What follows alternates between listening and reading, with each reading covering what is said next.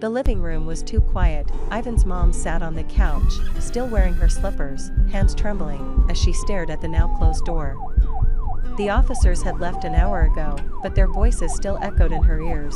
Your son was found with a group suspected of breaking into a convenience store. We need you to come down to the station tomorrow. She blinked rapidly and whispered to herself. No, not Iven. Just then, her sister, Auntie Renee, burst through the front door. I just heard. They took Iven? Ivan's mom nodded, voice barely above a whisper. They said he didn't steal anything. Just that he was there.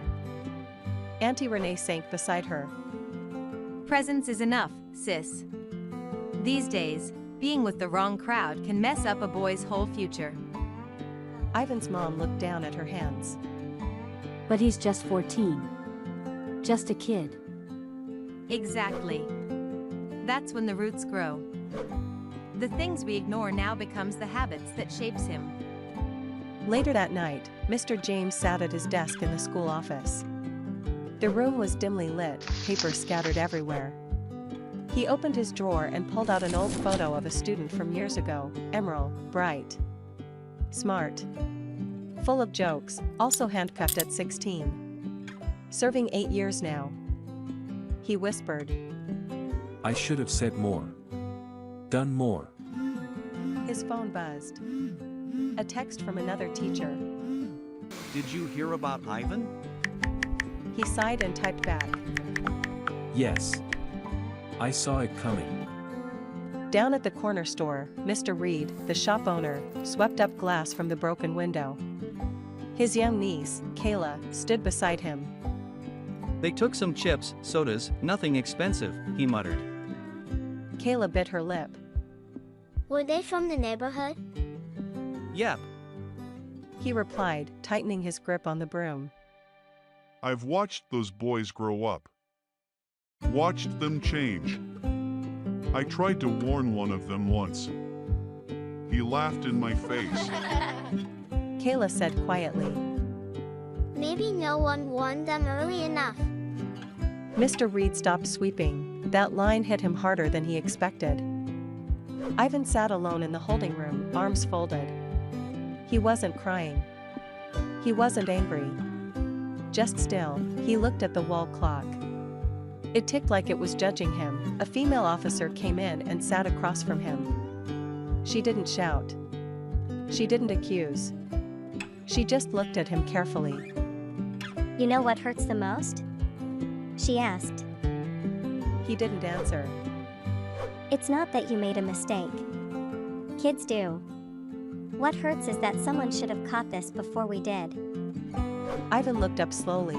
The officer leaned in. It shouldn't be our job to raise you. We're not built for it. We only come when things are already broken. She stood and walked out, leaving those words hanging in the air. At home, Ivan's mom stared at a photo on the shelf. Ivan at age 6, grinning with missing front teeth, holding a crayon drawing of my family. She whispered. Where did I go wrong? But maybe the question wasn't where, maybe it was when. Ivan's mom stood outside the station the next morning, coat wrapped tightly around her.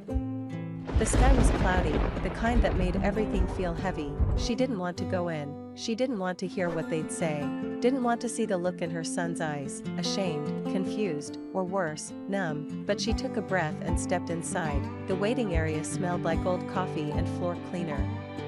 Behind the counter, a young officer motioned to a seat. He'll be brought out soon. She nodded quietly and sat down. As she waited, her mind rewound years back. To when Ivan was 8. He had drawn her a picture once, him standing next to a superhero. On the bottom he wrote, "You don't wear a cape, but you save me every day." She wiped her eyes. When had she stopped saving him? Inside the small holding room, Officer Lane sat across from Ivan again. She held a notebook, but she wasn't writing. You're a smart kid, you know. She said, casually. She leaned forward. Want to tell me what happened last night? He shrugged. She tilted her head. Let me guess. You weren't trying to steal anything. You just went because your boys went. You were bored. Maybe hungry. Maybe just didn't want to be the uncool one. Still no answer. But something in his eyes flinched. Lane leaned back. I've met 30 kids like you this month. You all tell yourself the same thing. I didn't do anything. I just stood there. But when the lights go red and the cuffs go on, standing there doesn't sound so innocent anymore, does it? Iven finally muttered. They made it sound like it was nothing. Just fun. Lane nodded slowly. It always starts with just fun. Then it becomes habit. Then it becomes identity. Then it becomes your life story. God forbid. Back in the lobby, a middle-aged woman entered. Her name was Mrs. Jennings. Community counselor. Volunteer. Listener. She spotted Iven's mom. Callie's right? She asked gently. Yes. Her voice was small. She hesitated. I've worked with teens like your son, Jennings said, sitting beside her. And moms like you. Let me ask you something. When did you start noticing he was changing? She hesitated. Maybe 2 years ago. When his dad left. He became quiet. Stayed out late. But I thought it was just part of growing up.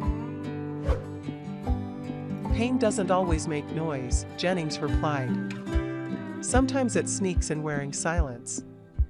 And if we don't ask the right questions, it becomes someone else's problem, Iven's mom finished. Jennings nodded.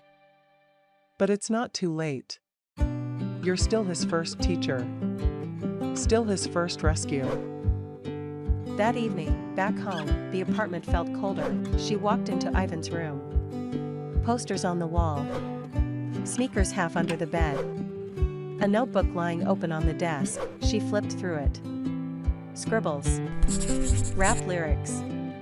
One page caught her eye. It read, I laugh because I'm scared. I follow because I feel small. I pretend I'm strong so no one sees I'm cracking. She closed the notebook slowly. The cracks had been there, and now she saw them. If this message touched you, subscribe, like for more real stories, leave a comment, your voice matters, share this with another parent who needs it. New video continues the story, don't miss it.